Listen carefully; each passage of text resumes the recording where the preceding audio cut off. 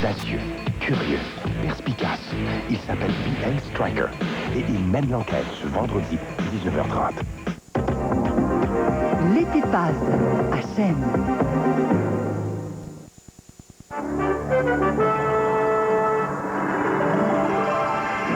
Le vent dans les voiles, Daniel Johnson ne commente toujours pas les sondages. L'affaire Great West, Yvon Charbonneau prêt à faire face à n'importe quelle enquête.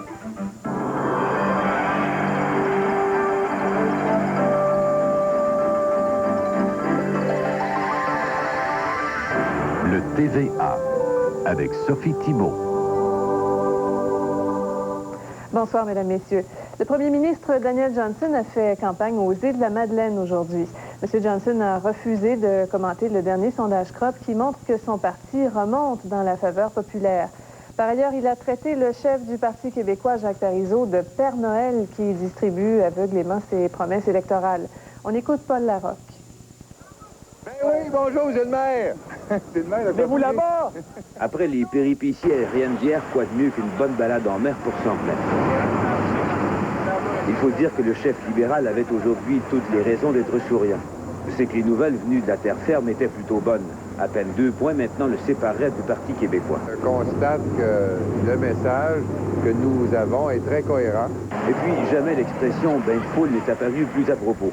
Le chef libéral s'est payé une petite visite aux îles, au populaire concours de château de sable qui attire des milliers de personnes.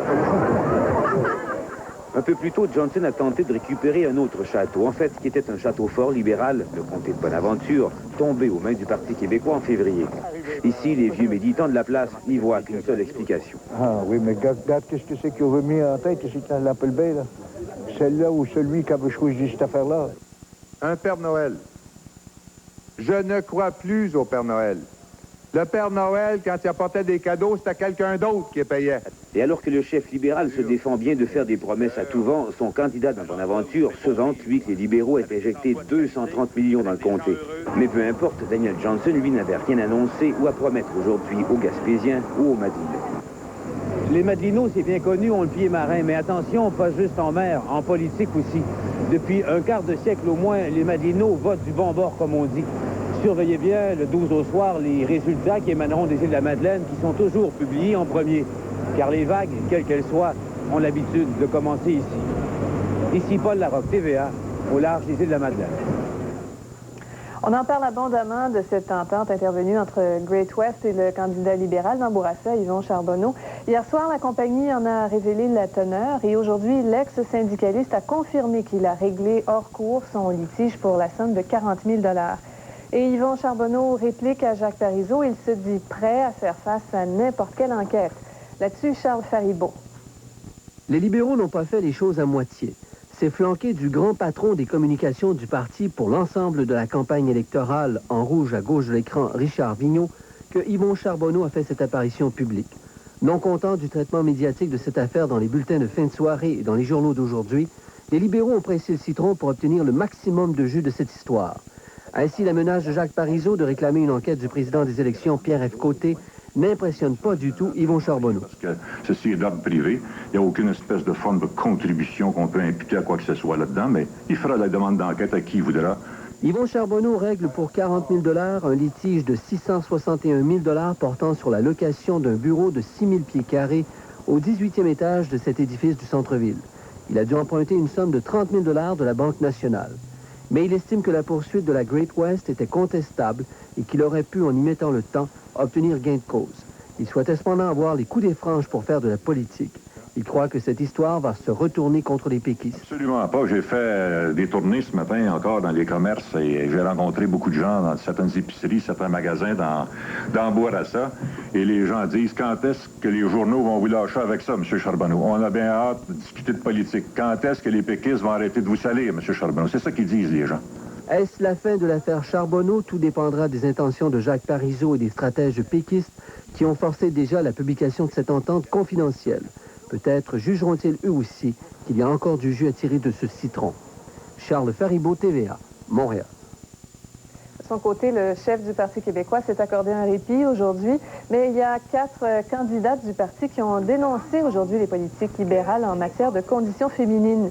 Elles ont rappelé qu'un gouvernement péquiste retiendrait à la source toutes les pensions alimentaires et pas seulement quand le payeur est en défaut, ce que propose le Parti libéral.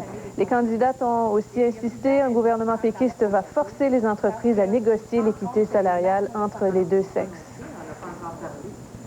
Scène internationale, on dirait bien que l'insécurité est devenue le problème majeur dans les camps de réfugiés rwandais à Goma, au Zaïre. Il y a les militaires zaïrois qui pillent l'aide humanitaire et en plus les Rwandais eux-mêmes qui se battent entre eux pour obtenir leur part. La pénurie de nourriture et la faim rendent les réfugiés agressifs. On se bat pour quelques grains de riz et il faut parfois une bonne escorte pour obtenir sa ration. Les organisations humanitaires réclament d'ailleurs plus de sécurité. Parce que les milices Hutus interamouées, celles qui sont responsables des massacres, semblent en voie de se reformer et elles font toujours preuve de violence. Le président cubain Fidel Castro prévient les Américains que si les États-Unis ne prennent pas de mesures sérieuses pour garder leurs côtes, il permettra à son peuple d'émigrer comme il le veut. La menace est sérieuse puisqu'une initiative de ce genre, en 1980, avait donné lieu au départ de 128 000 Cubains vers la Floride. Le chanteur britannique Billy Idol s'est rapidement remis d'une surdose de drogue. Hospitalisé hier soir dans un état critique, il a quitté l'hôpital en fin d'après-midi. Lors d'une interview l'an dernier, le rocker anglais avait déclaré qu'il luttait contre l'emprise de l'héroïne. Et le nouveau couple vedette, Michael Jackson et Lisa Marie Presley, sont arrivés aujourd'hui à Budapest où quelques centaines de fans les attendaient. Les célébrités se sont rendues dans 2 hôpitaux pour enfants pour distribuer des jouets. Michael Jackson devrait tourner un vidéoclip en vue de son nouvel album concept sur l'Europe de l'Est. 1000 cyclistes participent au premier grand tour. Ils vont faire un aller-retour Montréal-Québec. On vous parle de cette grande première après la pause.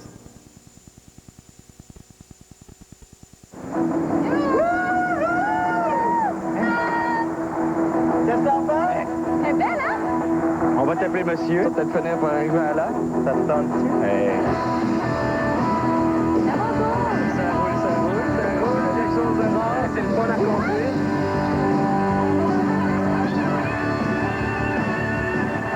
Merci. Tu connais Joe Beauchamp? Tu sais que tu l'as rencontré. C'est pas le André Bilodeau et de ses grands-parents qui se lèvent à 5 heures du matin pour s'occuper de l'équipe de hockey de leur petit enfant. Spécial K de Kellogg's. André commence toujours la journée avec le petit déjeuner Spécial K de Kellogg's. Le petit déjeuner Spécial K a une teneur élevée en protéines. Et les protéines aident à former et à régénérer les tissus de l'organisme. OK, André, c'est l'heure d'arrêter. Est-ce que ta grand-mère a quelque chose dans la Ligue nationale? Le petit déjeuner Spécial K de Kellogg's à teneur élevée en protéines. Ici, c'est Meubles en vrac. Les prix sont les meilleurs. C'est garanti. Regardez bien. Profitez du confort de ce futon complet pour aussi peu que 299 $. Wow! Agrémentez votre quotidien avec ces bancs pivotants offerts à partir de 69 $. Wow! Pour vos travaux, secrétaire en mélamine offert en blanc. Notre prix, 29 $. Voici, vous payez moins cher chez Meubles en vrac. Besoin d'une douche? Solution Beaubain. Besoin d'un robinet? Solution Beaubain. Besoin d'un bain thérapeutique ou tourbillon? Solution Beaubain. La solution à prix toujours très compétitif. Beaubain, 526 Désirable Parc industriel Cap-de-la-Madeleine. J'ai beaucoup apprécié la chanson que tu m'as composée. Puis je voudrais que tu me t'en rappelles ce que tu disais, que tu voulais aller jusqu'à m'apprivoiser. Peut-être de prendre une étape à À Claire Lamarche, ce jeudi à 21h, comment conquérir le cœur de sa belle? La question d'aujourd'hui, c'est êtes-vous pour ou contre l'exclusion de Mario Dumont et de Keith Anderson du débat Le réseau des chefs? TVA, témoin de tous les déçus et déçus de la campagne électorale Québec 94.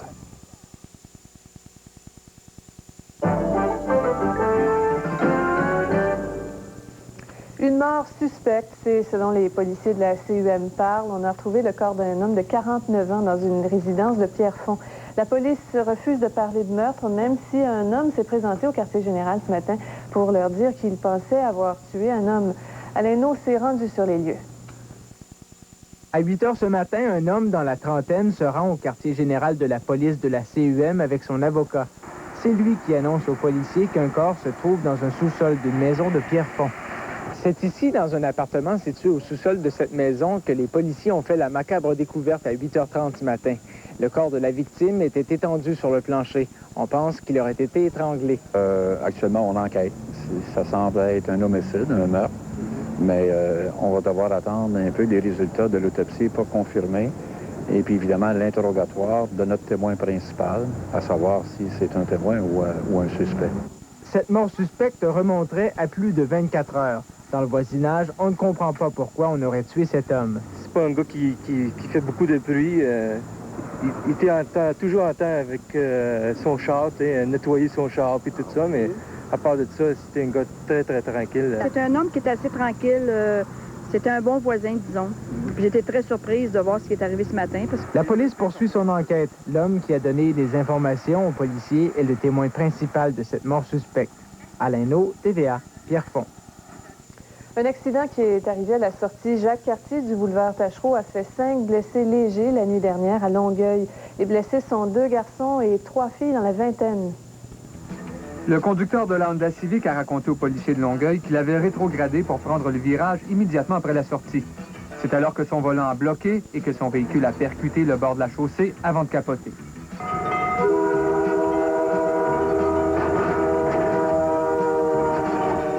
Un train du Canadien national a embouti une voiture stationnée trop près de la voie ferrée à Saint-Irénée, dans le comté de Charlevoix.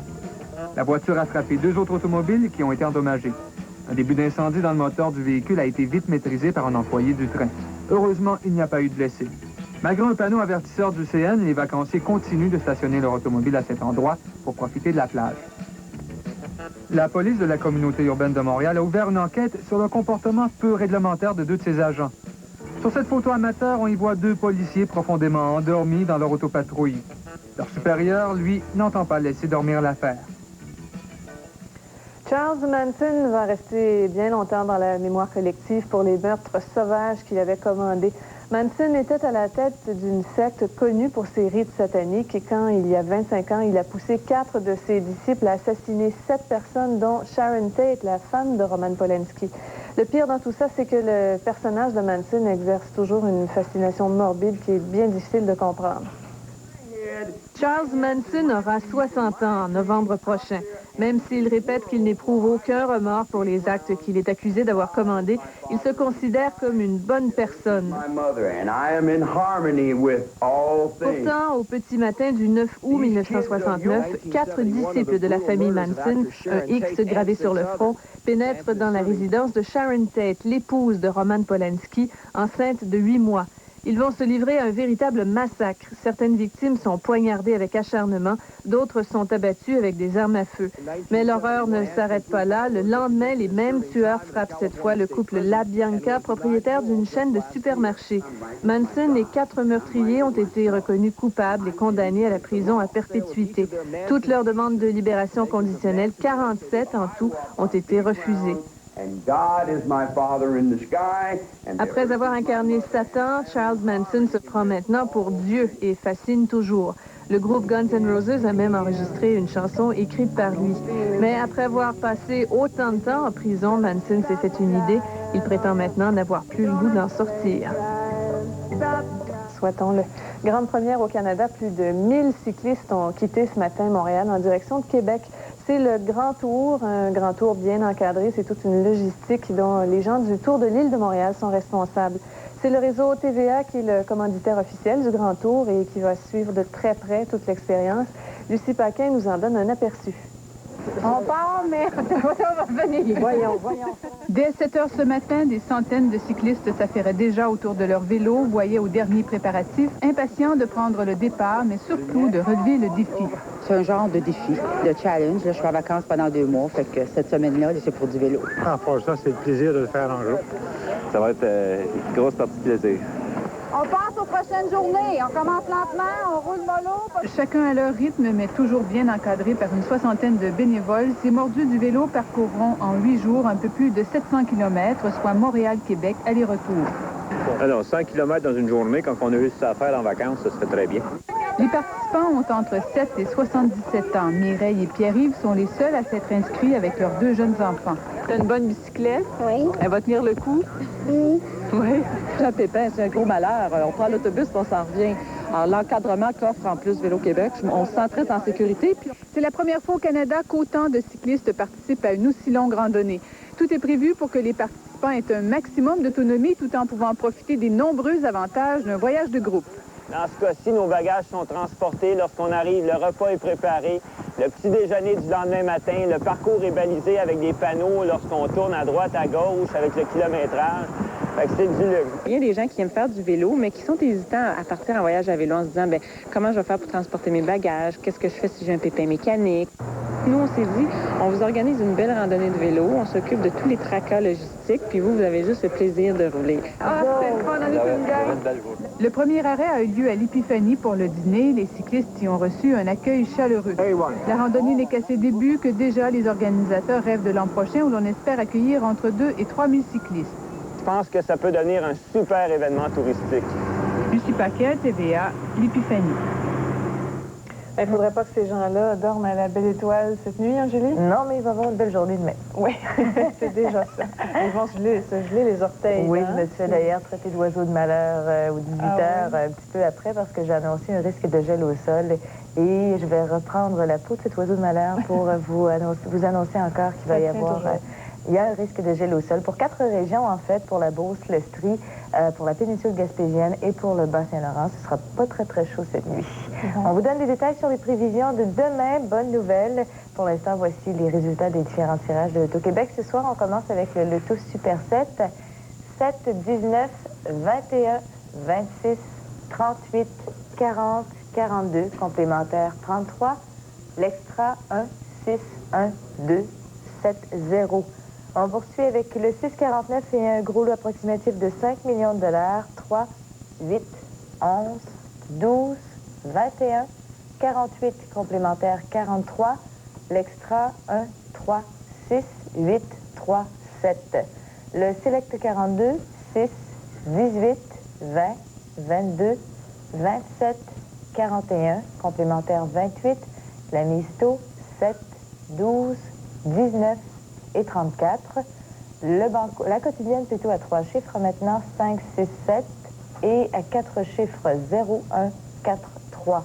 Et on termine avec le banco 7, 9, 13, 15, 17, 18, 20, 28, 33, 37, 38, 39, 40, 46, 48, 50, 56, 58, 65 et 67.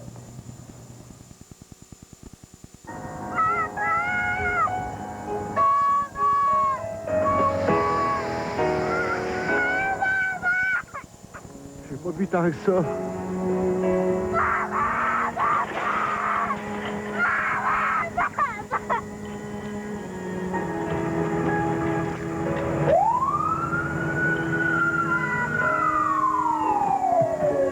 Pardonne-moi.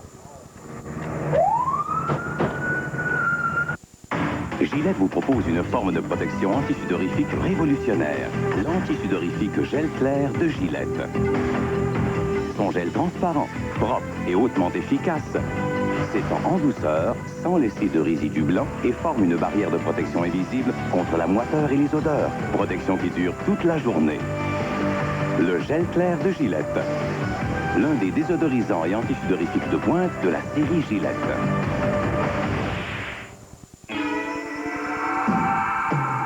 Plaisir d'été rafraîchissant.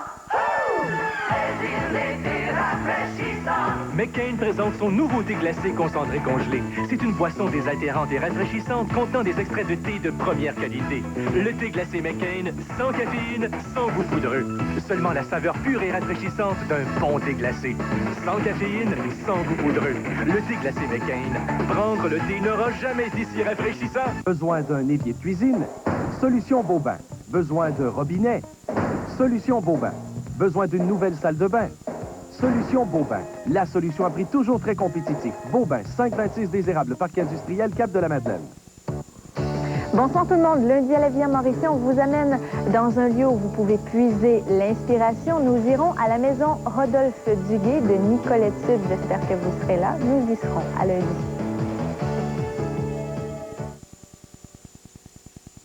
Alors, ça va bien. On a eu une journée vraiment magnifique aujourd'hui et Julie nous en promet une autre pour demain. On peut demander de mieux. Une superbe journée. On a une crête de haute pression. Ça veut dire qu'on a du beau temps et c'est installé sur tout le sud du Québec. Ça va se poursuivre demain également. Et le mercure va monter. Malgré que ça a été chaud aujourd'hui, quand même, ça a monté plus haut que prévu. Et demain, ça va monter encore de quelques degrés. Alors, si on regarde tout ça en détail, c'est vraiment pas compliqué. Le mot d'ordre demain, c'est soleil partout sur le sud-ouest du Québec. Les températures tout près des normales saisonnières. On parle de 21 degrés pour la Beauce et l'Estrie, 22 pour les Laurentides de la Mauricie et Québec, 24 pour l'Outaouais et pour Montréal. L'aperçu pour lundi, encore une fois, une belle journée, peut-être un petit peu plus de nuages pour toutes les régions. L'ennuagement graduel en après-midi pour les Laurentides, mais plus chaud, 24 degrés pour cette dernière région, 25 pour la Mauricie, Québec, la Beauce et l'Estrie, et 26 pour l'Outaouais et Montréal. Et d'ailleurs, ça, c'est la normale saisonnière. Maintenant, pour les régions plus à l'est du Québec, très belle journée également, soleil, passage nuageux pour la Côte-Nord, Saguenay-Lac-Saint-Jean. Pour la péninsule gaspésienne, Bas-Saint-Laurent ensoleillé, il y aura de la brume très tôt le matin pour la péninsule gaspésienne, maximum de 19 à 24. L'aperçu pour lundi pour toutes ces régions, on a du soleil. Seulement pour le Saguenay-Lac-Saint-Jean, il y a possibilité d'averse, surtout en après-midi, maximum entre 21 et 25 degrés. Si on se dirige du côté du nord du Québec, pour Shefferville, c'est moins beau, nuageux avec 40 de probabilité d'averse. Ailleurs, on aura du soleil, possibilité d'averse pour la baie James, un petit ennuagement pour Fermont et l'Abitibi, 15 à 23. Et l'aperçu pour lundi, possibilité d'averse encore une fois pour Shefferville, pour l'Abitibi. Ailleurs, il y a des éclaircies, quelques nuages un peu partout, 15 à 22 degrés. Et si on se dirige sur la côte est américaine, c'est ensoleillé partout, maximum entre 26 et 27 degrés parce qu'il y a encore des vacanciers. C'est magnifique. C'est fantastique. Merci beaucoup. Bon dimanche. Moi aussi. Au revoir, Julie. Les sports dans 2 minutes avec François Gariépi. Un match serré à Philadelphie, les Expos. À tantôt.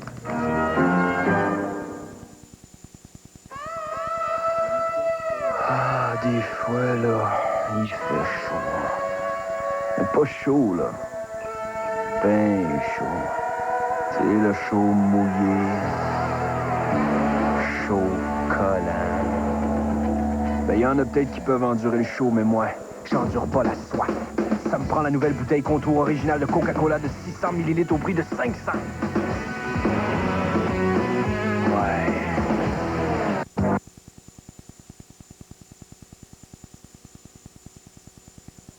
Mauricie, oui, la Clé de Sol et ses marchands affiliés, marchands audio, vidéo, 345 Thibault, Cap de la Madeleine. Gestion Paul Desrosiers, 13-15 boulevard Louis Fréchette à Nicolet. Et Photo Expert 138 Saint-Laurent, Louisville sont en fête et vous présentent leur vente gigantesque. C'est à suivre. Un acteur célèbre décide de produire le remake d'un film dont la première version a sali la réputation de sa mère.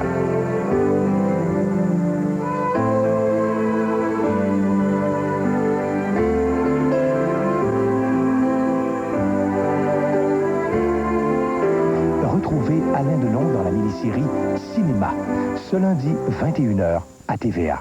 Cette semaine, au Francophonie de Montréal, Laurence Jalbert.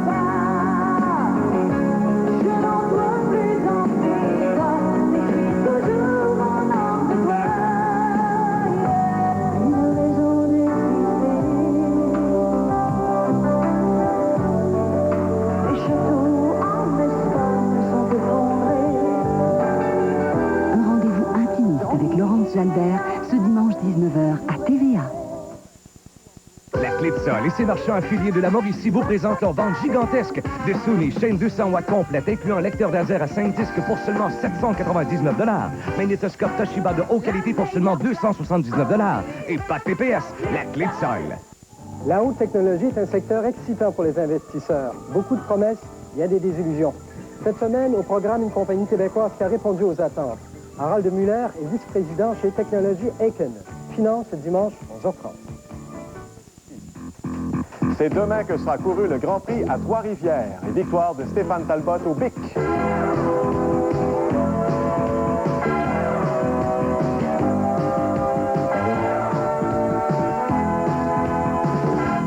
Bonsoir François. Bonsoir Sophie. Bien malin qui peut dire qu'il va l'emporter ce soir. Oui, c'était très serré entre les Expos et les Phillies de Philadelphie. Il faut dire que les Expos semblaient s'acheminer vers une victoire, mais la toute dernière minute, ça a changé. C'est Butch Henry qui avait pour mandat de maîtriser les Phillies ce soir à Philadelphie. Une bataille de gaucher, puisque son rival était nul autre que Fernando Valenzuela. Mais le pointage est présentement de 3-3 et nous en sommes en 10e manche. Fernando Valenzuela obtient un tirant départ avec les Phillies. Il a vieilli, mais sa balle tire-bouchon déséquilibre encore les frappeurs. D'ailleurs, Sean Berry devient sa première victime. Contre les coureurs, l'expérimenté gaucher n'a pas son égal. Wilfredo Cordero est pris en souricière en tentant de voler le deuxième but. C'est finalement Mike Lansing qui perce le mystère mexicain en 3e manche. Il frappe son 5e circuit de la saison, son premier depuis le 2 juillet, et c'est 1-0 pour les Expos. Les Phillies ne tardent pas à niveler le pointage. Avec des coureurs au 1er et au 3e, Billy Hatcher frappe un haut ballon. Du 3e, Kevin Stocker se rend facilement au marbre. Sean Berry amorce la 4e manche avec un solide double le long de la ligne du 3e. C'est finalement Lenny Webster qui déloge Berry du 2e avec un simple au centre du terrain. Un 23e point produit pour le receveur des Expos. Sean Berry n'est pas impressionné par la réputation de Valenzuela. En 6e, il frappe son 11e circuit de la saison. C'est 3-1 pour Montréal. Au baseball, c'est connu, l'arbitre a toujours raison. Mais disons que les reprises vidéo devraient être permises. Alou serait sauf et ça éviterait des discussions houleuses. En 8e, les Expos tentent d'ajouter à leur avance avec un frappé court. Webster font l'air et Alou est retiré en tentative de vol au 3e. Les Phillies qui mettent fin à la manche. C'est 3-1 en 9e et avec un coureur au 1er, John Kruk fait son apparition au bâton. D'un seul élan, il expédie le lancer de Wetland par-dessus la clôture. C'est un nouveau match. Et voilà pourquoi nous en sommes donc là. C'est 3-3 entre Montréal et Philadelphie. Soulignons quand même des circuits Lansing, Berry et Kruk dans cette rencontre. Et à Cincinnati, un bon duel de lanceurs était au programme entre Greg Maddux des Braves d'Atlanta et José Rio pour les Reds. Le gagnant des 2 derniers Cy Young, Greg Maddux a eu le meilleur, Atlanta gagnant 2-1. Brett Boone pensait bien obtenir un coup sûr sur ce jeu. Voici donc, mais c'était sans compter sur Raphaël Béliard qui réussit un jeu spectaculaire et efficace. Boone n'est pas d'accord, pas vraiment.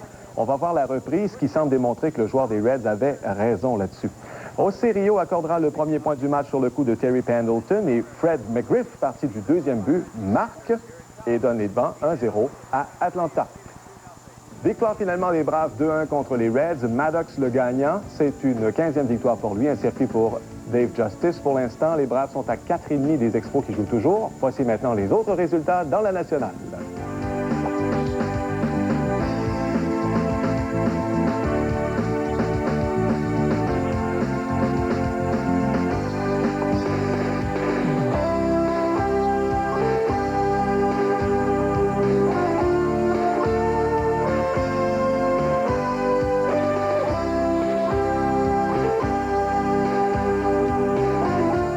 Et dans le premier match d'un double cet après-midi à Boston, les Red Sox, menés à l'attaque par John Valentin qui a frappé 5-5, ont défait les Indians de Cleveland 8-4. À sa première présence à la plaque, John Valentin montre de quelle façon il entend affronter les lanceurs des Indians. Il cogne un double qui pousse Nixon et Rodriguez au marbre, c'est 2-0 Boston. En deuxième, Valentin frappe de nouveau dans la gauche, à quelques centimètres seulement d'un circuit. Otis Nixon vient marquer et les Red Sox mènent 4-0. En 5e, Eddie Murray produit ses 74e et 75e points produits de la saison avec ce simple. Kirby et Baerga marquent ses 5-3. De son côté, Valentin connaît son meilleur match en carrière. En 7e, il réussit son 5e coup sûr en autant de présence, en plus de produire 2 autres points. Donc, gain de 8-4 des Red Sox de Boston. 5 coups sûrs en 5 présences au bâton, dont 2 en 7e manche pour John Valentin. Et dans le deuxième match, Denis Martinez a mérité sa 11e victoire dans un gain facile de 7-0 de Cleveland. Voici maintenant les autres résultats dans la Ligue américaine.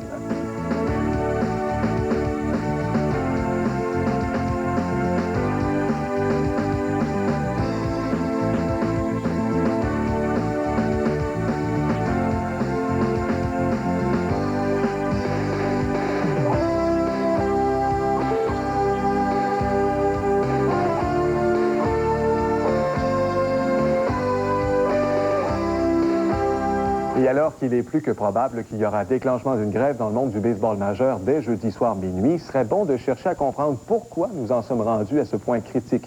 Les amateurs ont tendance à blâmer les joueurs qui sont grassement payés, mais dans cette histoire, les propriétaires sont loin d'être blancs comme neige.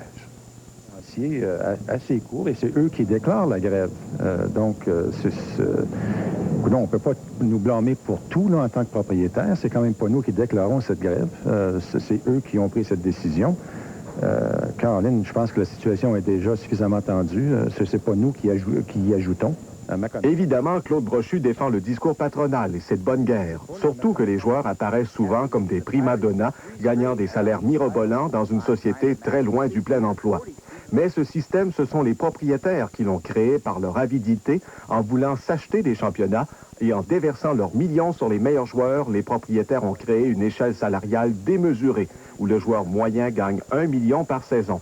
Des salaires ridicules, pas plus et pas moins que celui de l'acteur Jack Nicholson qui touche 20 millions de dollars pour un film de 2 heures. Nous n'avons plus les moyens de payer de pareils salaires, clament les propriétaires. Trop d'équipes perdent de l'argent et sont en péril financier. Rétablissons ici les faits. Aucune équipe n'a fait faillite ou n'a dû fermer ses portes depuis plus de 20 ans.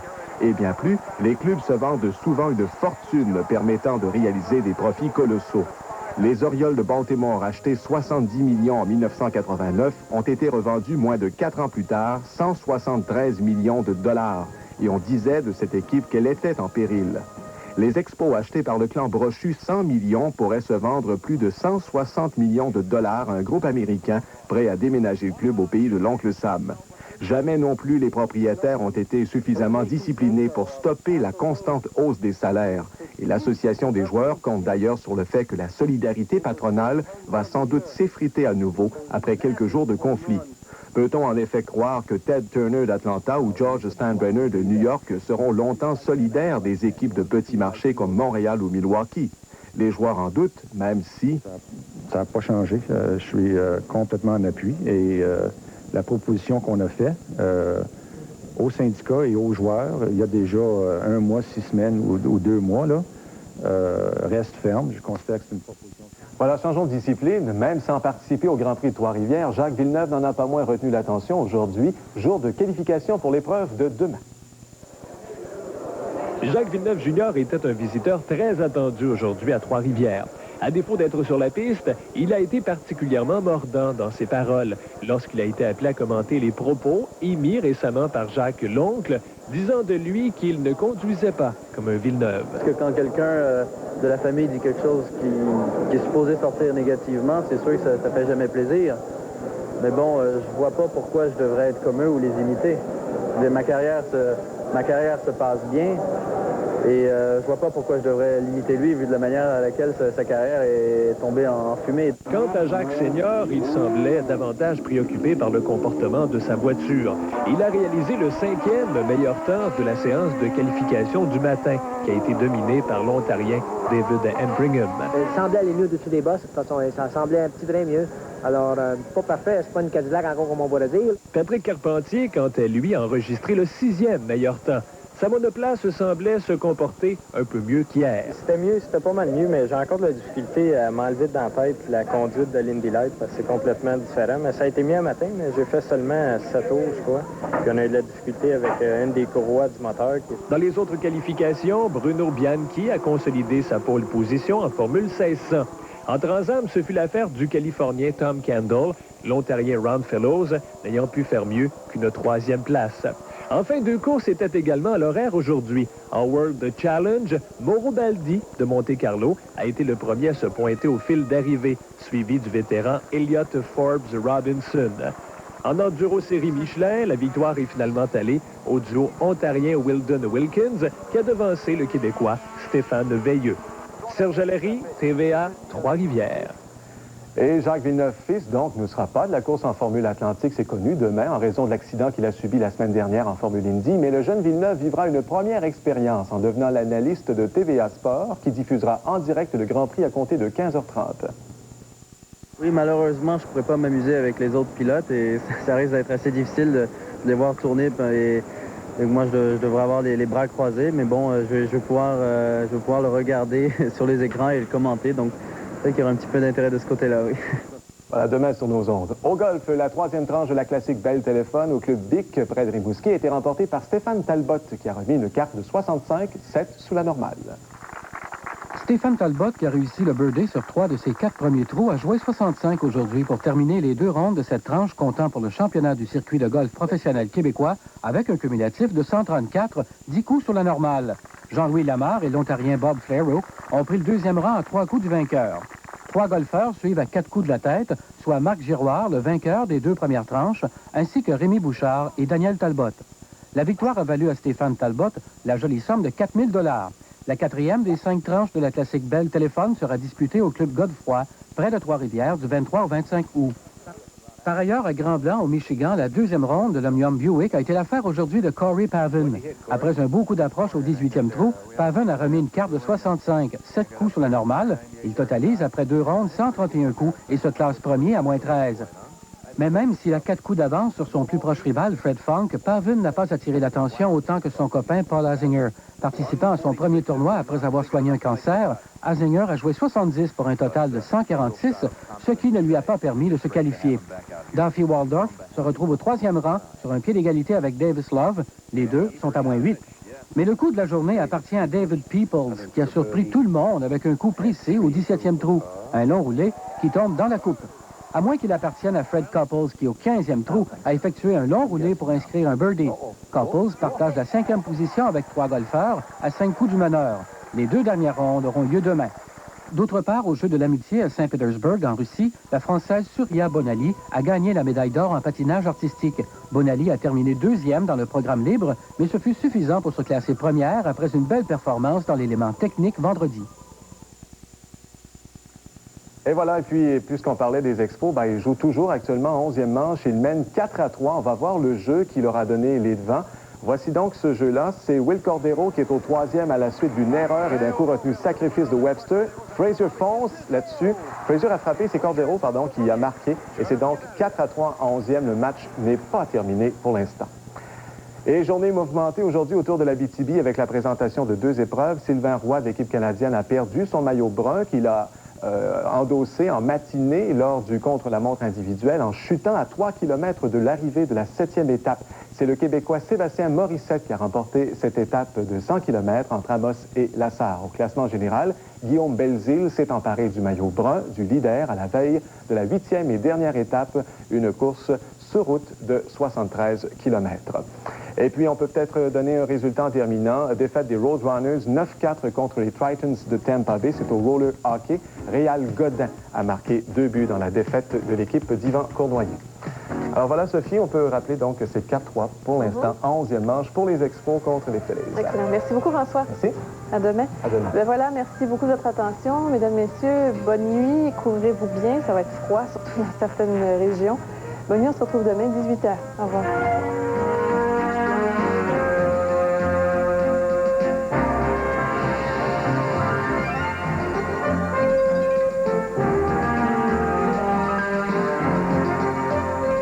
Du lundi au vendredi à 6h30, Salut Bonjour, le seul réveil matin qui vous arrache des sourires. L'Épipase à Chêne.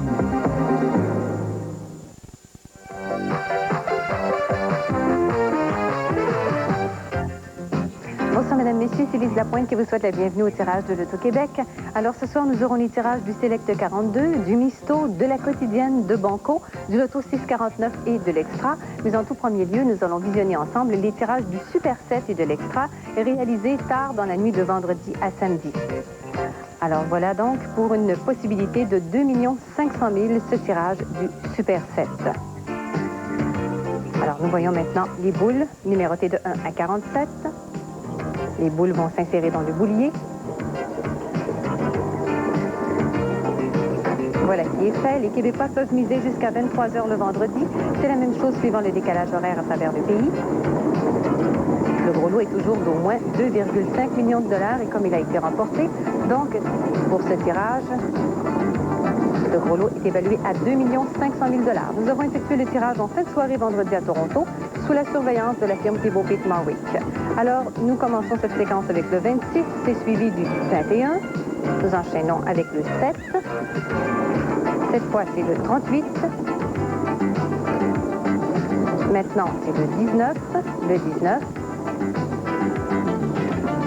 On poursuit avec le 40. Le 40. Et maintenant, le 42. Le 42, on attend le numéro complémentaire. Alors voilà, c'est le 33. Le 33. Regardons de plus près cette séquence. Le 26, le 21, le 7, le 38, le 19, le 40, le 42 et le complémentaire, c'est le 33 pour un gros lot évalué à 2 500 000 $. Alors, c'est bien le tirage du vendredi 5 août. Nous regardons maintenant ensemble sur le tableau la combinaison dans l'ordre numérique. Le 7, le 19, le 21, le 26, le 38, le 40, le 42 et le numéro complémentaire qui clignote actuellement à l'écran, c'est le 33 pour 2 500 000 $. Vérifiez bien vos numéros. Et sur ce, nous poursuivons avec notre prochain tirage, c'est-à-dire l'extra pour 100 000 $. C'est bien sûr le tirage de l'extra du vendredi. Alors, nous voyons maintenant nos 6 bouliers avec les boules numérotées de 0 à 9 dans chacun d'eux. Nous avons effectué le tirage en fin de soirée vendredi dans les studios de Télémétropole à Montréal, sous la surveillance de la firme Sanson, Belair, Deloitte et Touche. Les boules sont mélangées pour le temps minimum de brassage requis. Et voilà, maintenant les boules s'amènent dans les chutes. Nous allons dévoiler cette combinaison pour l'extra avec le 1 en tout premier lieu. Le 1, c'est bien sûr l'extra du vendredi rattaché au tirage du Super 7. On poursuit avec le 6. Le 6. Alors le 1, le 6. Cette fois, c'est le 1. Le 1. On poursuit avec le 2. Le 2. 1, 6, 1, 2. L'avant-dernier chiffre. C'est le 7. Le 7. Et nous complétons maintenant avec le 0. Le 0 pour 100 000 $ pour ce tirage de l'extra. 1, 6, 1, 2, 7, 0. Voilà donc cette séquence chanceuse et cette séquence est décomposable jusqu'au dernier chiffre. Alors encore une fois, c'était les tirages du Loto Super 7 et de l'extra du vendredi. Alors sans plus tarder, maintenant, nous poursuivons avec nos tirages de ce soir, samedi. D'abord avec le Select 42 pour un gros lot évalué à 1 million $, comme à l'habitude. Alors pour 1 million $, nous voyons maintenant les boules numérotées de 1 à 42. Les boules vont s'insérer dans le bélier. Voilà qui est fait. Nous avons procédé au tirage vers 20h30 dans les studios de Télémétropole à Montréal sous la surveillance de la firme Sanson, Belair, Deloitte et Touche. Les boules sont mélangées pour le temps minimum de brassage requis pour 1 million $.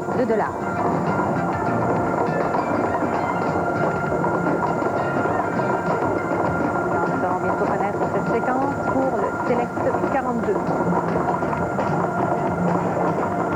Alors nous commençons maintenant avec le premier chiffre, c'est le 22. Le 22, suivi du 6. Le 6. Cette fois, c'est le 18. Le 18. Maintenant, c'est le 20. Le 20. Et nous apercevons le 27.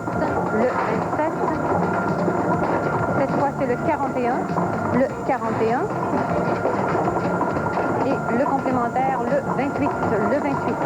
Alors voilà donc cette séquence chanceuse pour ce tirage du Select 42 pour 1 million $. Alors nous regardons ensemble au tableau, dans l'ordre numérique, la combinaison chanceuse, le 6, le 18, le 20, le 22, le 27, le 41 et le numéro complémentaire qui clignote à l'écran, c'est le 28.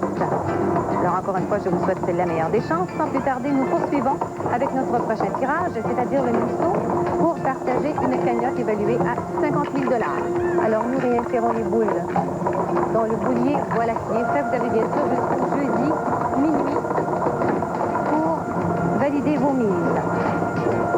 Pour partager une cagnotte évaluée à 50 000 $. Les boules, encore une fois, sont mélangées pour le temps minimum de brassage requis. Et nous commençons cette séquence du misto avec le 34. Le 34. Suivi du 12. Le 12. Maintenant, c'est le 19. Le 19. Et nous retrouvons le 7. Le 7. Alors voilà donc cette combinaison chanceuse pour le tirage du Misto pour ce samedi 6 août. Le 7, le 12, le 19 et enfin le 34 pour compléter ce tirage du Misto pour partager un lot de 50 000 $. Vérifiez bien vos numéros et sans plus tarder, nous poursuivons avec notre prochain tirage, c'est-à-dire le tirage de la quotidienne.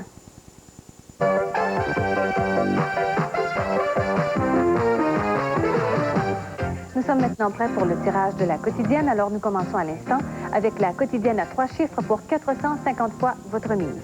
Nous voyons les 3 premiers bouliers avec les boules numérotées de 0 à 9 dans chacun d'eux. Les boules sont insérées et mélangées pour le temps minimum de brassage requis. Je vous rappelle que l'on peut miser à la quotidienne à tous les jours jusqu'à 21h. À la console maintenant, nous allons activer le déclencheur à distance. Et les boules sont maintenant dans les chutes. On commence tout de suite cette première séquence avec le 5. Le 5. C'est suivi du second chiffre, c'est le 6. Le 6. Alors le 5, le 6. Et cette fois, nous allons compléter pour 450 fois votre mise avec le 7. 5, 6, 7, voilà donc notre première combinaison chanceuse pour aujourd'hui. On poursuit cette fois avec le second tirage, soit celui de la quotidienne à 4 chiffres pour 4500 fois votre mise. Cette fois, les 4 bouliers sont en action. La surveillance de ce tirage est effectuée par la firme Samson Belair de Lloyd et Touche. Alors, encore une fois, à la console, nous allons activer le déclencheur à distance. Voilà qui est fait. À nouveau, les boules se retrouvent dans les chutes. Et tout de suite, on commence cette deuxième combinaison avec le 0. Le 0. C'est suivi du second chiffre, c'est le 1. Le 1. Alors le 0, le 1. Le troisième chiffre cette fois, c'est le 4. 0, 1, 4. Et nous allons compléter pour 4500 fois votre mise avec le 3.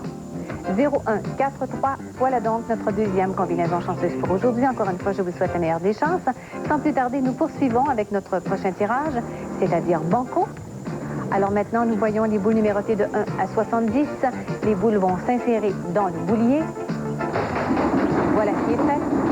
Nous avons procédé au tirage vers 21h30 dans les studios de Télémétropole à Montréal, sous la surveillance de la firme Samson Belair de Lloyd et Touche. Vous avez bien sûr jusqu'à 21h pour valider vos mises dans les différents points de vente, et ce, à tous les jours. Alors, pour cette séquence de Banco, nous allons dévoiler le numéro. Alors voilà, dans la première chute, on commence tout de suite avec le 39. Le 39, suivi du 9. 9. Maintenant, c'est le 50. Le 50. On poursuit avec le 67. Le 67. On enchaîne immédiatement avec le 48. Le 48. On retrouve le 13. Le 13. Cette fois, c'est le 37. Le 37. Et maintenant, le 7. Le 7, c'est suivi du 15. Le 15, et nous complétons la première chute avec le 33. Le 33. Les boules sont toujours mélangées. Dans la seconde chute, on retrouve maintenant le 28. Le 28, suivi du 56. Le 56. Cette fois, c'est le 46. Le 46. Et on enchaîne avec le 18. Le 18. On retrouve cette fois le 40. Le 40. Maintenant, c'est le 65. Le 65. Et on aperçoit le 38. Le 38. Suivi maintenant du 58. Le 58. L'avant-dernier chiffre, c'est le 20. Le 20. Et nous complétons avec le 17. Le 17.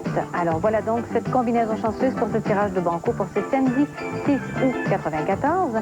Si vous le voulez bien, maintenant, nous allons regarder ensemble au tableau dans l'ordre numérique la combinaison chanceuse. À la première ligne, c'est le 7, le 9, le 13, le 15, le 17. À la seconde ligne, le 18, le 20, le 28, le 33, le 37. À la troisième ligne, le 38, le 39, le 40, le 46, le 48. Et à la quatrième ligne maintenant, le 50, le 56, le 58, le 65. Et nous complétons maintenant avec le 67. Alors voilà donc cette combinaison chanceuse pour ce tirage de banco. Encore une fois, je vous souhaite la meilleure des chances. Et sans plus tarder, nous poursuivons avec le loto 649.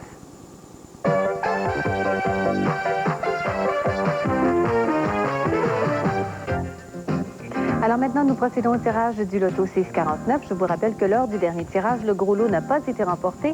Alors ce soir, la cagnotte est évaluée à 5 millions de dollars. Alors sans plus tarder, nous allons dévoiler la combinaison gagnante. Nous voyons maintenant le boulier avec les boules numérotées de 1 à 49. Alors bien sûr, les boules vont s'insérer dans le boulier. Voilà qui est fait. Nous avons effectué le tirage vers 21h, dit bien à Toronto, sous la surveillance de la firme Thibault, Pete, Marwick et Montréal Trust. Vous avez jusqu'à 20h pour valider vos mises dans les différents points de vente. Alors, les boules sont mélangées et on commence tout de suite cette séquence avec le 8, le 8. C'est suivi du 3, le 3. On poursuit avec le 48, le 48. Cette fois, c'est le 21, le 21. Et on retrouve le 11, le 11. Donc, tout de suite, c'est le 12. Le 12, on attend maintenant le numéro complémentaire. Alors, voici, c'est le 43. Le 43. Alors, regardons de plus près cette séquence. Le 8, le 3, le 48, le 21, le 11, le 12 et le numéro complémentaire, le 43. Encore une fois, pour un gros lot évalué ce soir à 5 millions de dollars. Alors, pour ce tirage du samedi 6 août, nous regardons dans l'ordre numérique la combinaison chanceuse au tableau, le 3, le 8, le 11, le 12, le 21, le 48 et le numéro complémentaire qui clignote à l'écran, c'est le 43. Pour, encore une fois, un gros lot évalué à 5 millions de dollars. Alors, sans plus tarder, nous poursuivons avec notre prochain tirage, c'est-à-dire l'extra, pour 100 000 dollars. Nous voyons les boules numérotées de 0 à 9 dans chacun de nos 6 bouliers. Nous avons effectué le tirage vers 20h30 dans les studios de Télémétropole à Montréal, sous la surveillance de la firme Sanson Belair de Loïs Pictouche. Alors, nous procédons au tirage de l'extra pour ce samedi, l'extra qui est bien sûr relié au 649 et au Select 42. Les boules s'amènent dans les chutes et nous commençons cette séquence avec le 1. Le 1.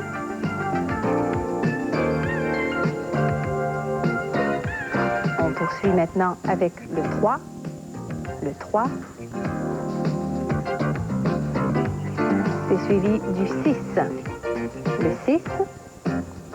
1, 3, 6. Et nous apercevons le 8. Le 8. 1, 3, 6, 8. L'avant-dernier chiffre. C'est le 3. Et maintenant, nous allons compléter cette séquence pour l'extra avec le 7. 1, 3, 6, 8, 3, 7. Alors, c'est donc notre combinaison chanceuse pour l'extra pour 100 000 dollars, décomposable jusqu'au dernier chiffre, je vous le rappelle. Alors, encore une fois, au tableau, nous pouvons relire la combinaison chanceuse pour le loto 649 pour 5 millions de dollars. Je pense que ça en vaut le coup. Le 3, le 8, le 11, le 12, le 21, le 48 et le numéro complémentaire qui clignote à l'écran, c'est le 43. Encore une fois, je vous souhaite la meilleure des chances.